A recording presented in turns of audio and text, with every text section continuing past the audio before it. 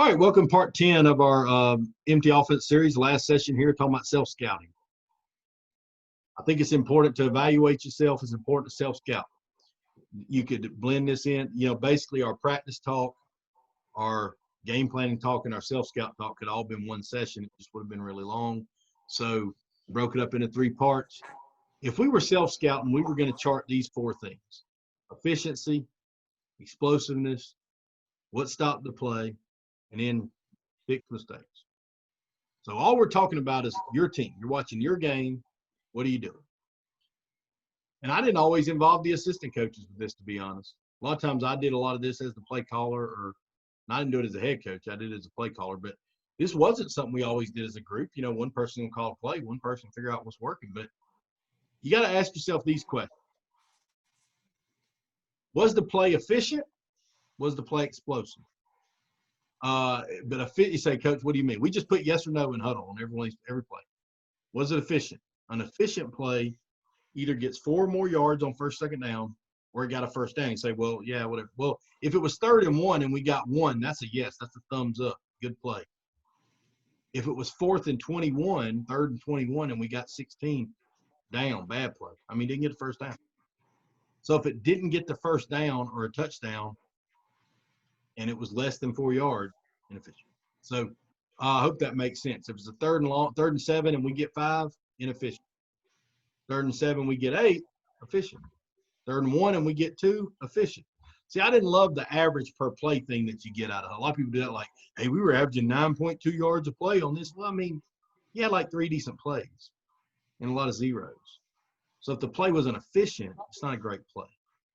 And I don't want to rant on this for a long time, but I really think if you're not evaluating your plays that way, you need to do that too. And if you got a way you like, keep doing that, but do this too. Then you want to know if the play was explosive. Now, what I mean by that is sometimes a play can be inefficient a lot. It can be a play you don't love efficiency-wise, but it's an explosive play. So when it works, it's a really good play. And we'll show you some examples of that in a few minutes. So for us, I'd tag it explosive if it was 12-plus yards or if it was a touchdown. What stopped the plays if it wasn't efficient? So if it got a no, why was it a no? And we wanted to know, and if same thing over and over, then obviously you got to. And honestly, the self-scout talk revolves around those 3 things. We try to group these categories: formation group. For us, like the formation could be like brown, and the formation group would be brown and black together. Does that make sense? Because sometimes you just call one more than the other. I wanted to know it by formation in case the right side was better than the left side or whatever, but also was it just as simple as the right and the left together was really good or really bad?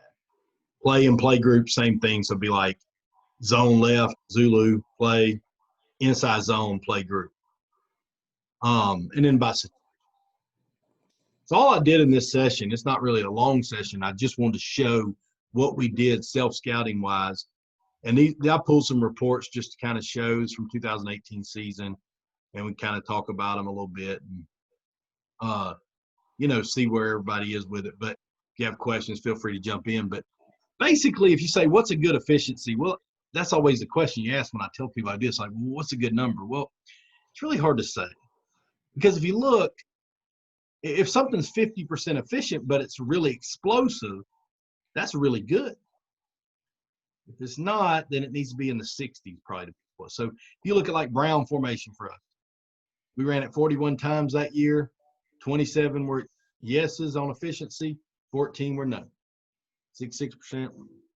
40 greens, which is bunch, 63% efficient.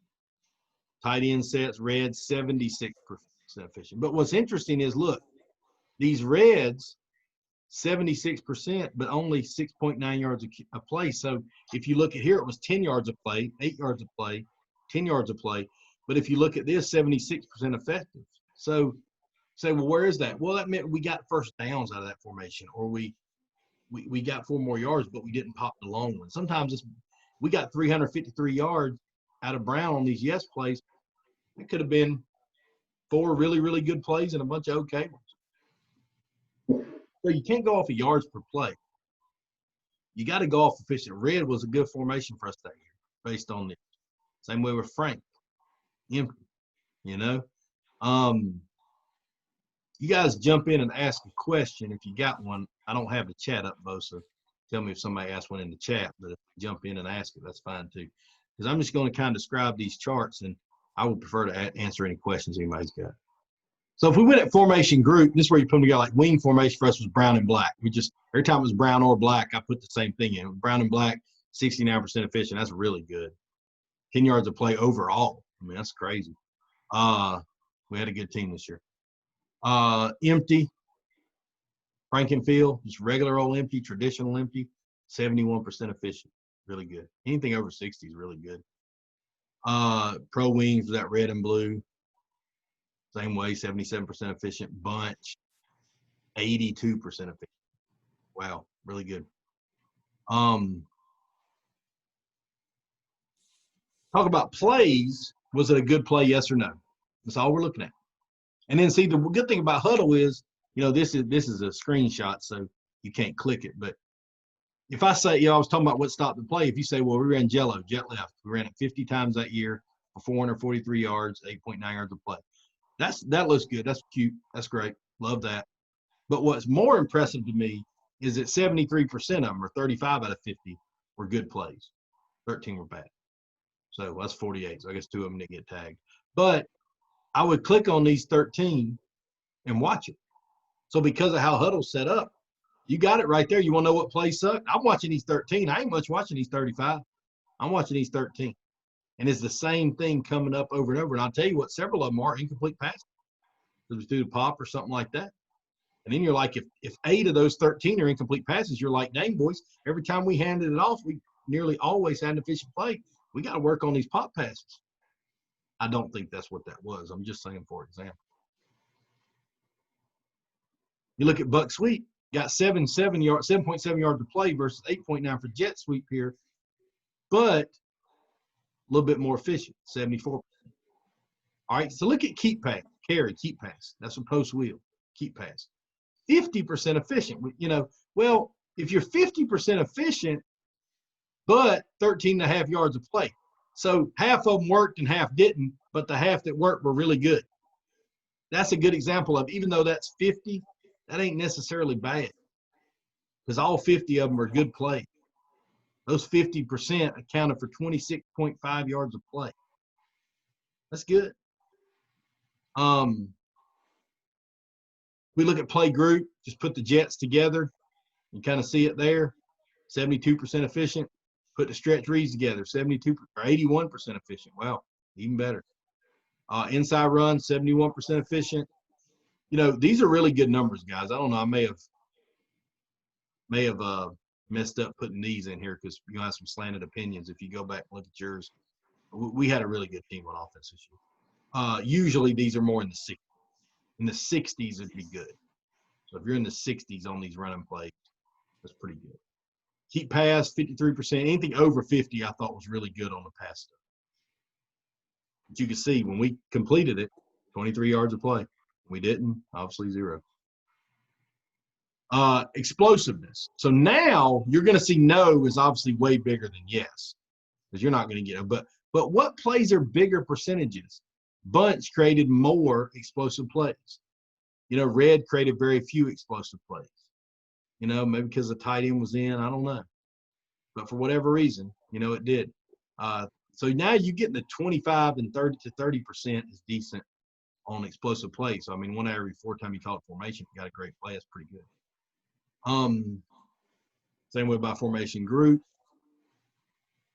Same way by play. So, like, look at the play groups here. So, you know, then you can kind of see like jet, 20% explosive. So, you know, 1 out of every 5 jets went 12 or more yards. But if you look down here at stretches, power read, were read the backer, read the nose, whatever it was. Now, 32%, 1 out of 3 went for 12 yards. A little better now. Pretty good. Buck sweep, you can see it's about the same as jet sweep, just a matter of doing it. And and keep pass, same way. So, but keep pass, keep pass was the lowest efficiency, and it's the highest explosive. So that's common sense, I'm sure. But it's good to see that. you didn't see that, that's a problem. If you don't see that in your keep passes, they're also loaded. So, you know, this is where we started. So this is where we end on this, because this is not a long talk. It's really just chart your efficiency, chart your explosiveness. Don't go strictly off of yards per play. Figure out what stopped the play. So when you chart it like that and you pull up those reports, click on the nose, watch them. See if the same thing's happening over again. Write the mistakes down, fix it. Really that simple. Anybody got any questions about self-scout?